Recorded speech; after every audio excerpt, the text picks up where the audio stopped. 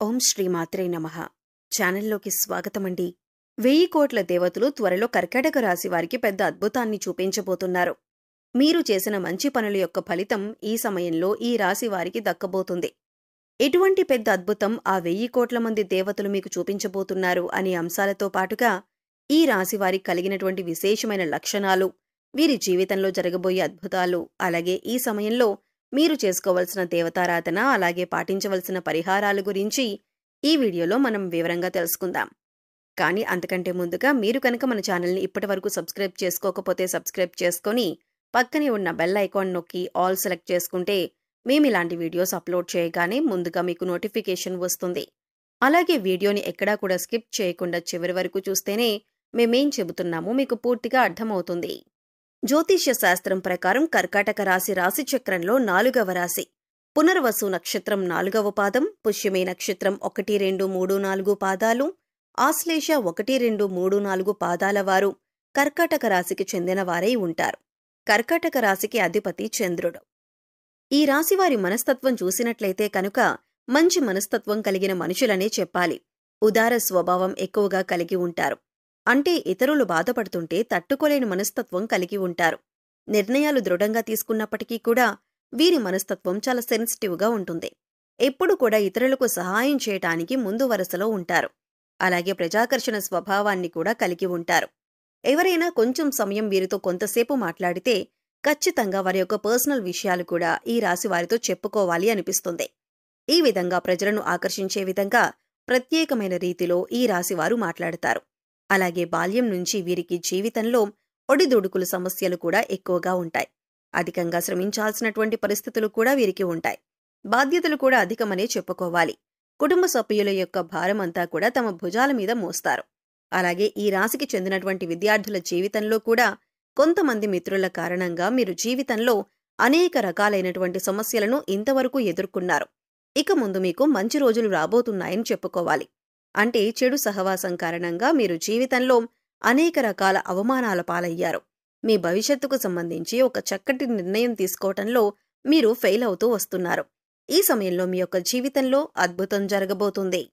కుటుంబ సభ్యులతో మీకు చాలా వరకు చాలా సందర్భాల్లో అనేక రకాలైనటువంటి ప్రతికూలతలు ఈ రాశివారు తమ జీవితంలో చూశారు.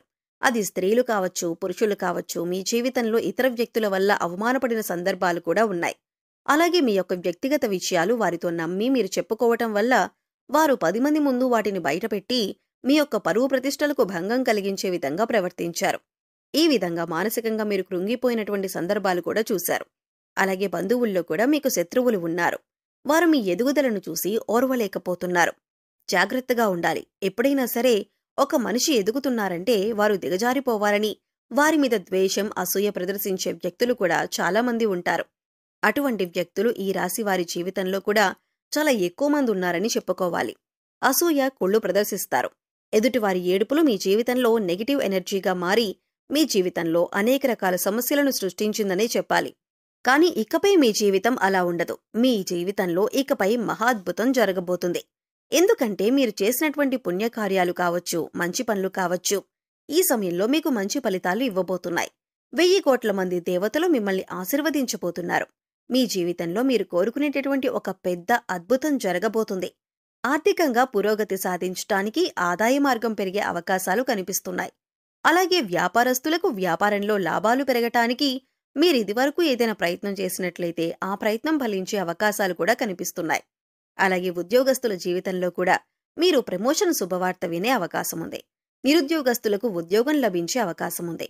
అయితే వ్యక్తులు తాము చేస్తున్నటువంటి వృత్తి, ఉద్యోగ, వ్యాపార, కుటుంబ జీవితానికి సంబంధించి వారికి ఒక బలమైన కోరిక అనేది ఉంటుంది. అటువంటి కోరిక తీరే అవకాశాలైతే ఈ సమయంలో కనిపిస్తున్నాయి. ఎందుకంటే మీరు చేసినటువంటి మంచి పనుల ఫలితం, మీరు చేసినటువంటి సత్కార్యాల ఫలితం ఈ సమయంలో మీరు పొందబోతున్నారు. ఆ 1000 కోట్ల దేవతలు మిమ్మల్ని ఆశీర్వదించబోతున్నారు. మీ జీవితంలో ఇకపై మీరు అనేక రకాల సంతోషాలను చూడబోతున్నారు. ఇది వరకు మీ యొక్క జీవితంలో అనేక రకాల కష్టాలు, బాధలు చూశారు.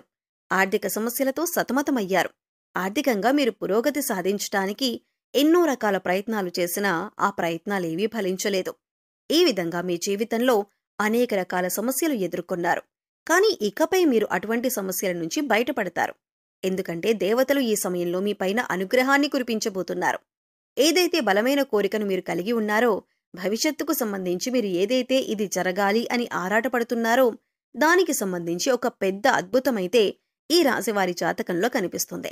కానీ కొన్ని జాగ్రత్తలు మాత్రమే పాటించాల్సి ఉంటుంది. ఎవరిని పడితే వారిని నమ్మి మీ పర్సనల్ విషయాలు చెప్పడం కావచ్చు, ఆర్థికపరమైన విషయాలు చర్చించడం వంటివి అస్సలు చేయకూడదు. ముఖ్యంగా ఇరుగు పొరుగు కుటుంబ సభ్యులతో జాగ్రత్తగా ఉండాలి.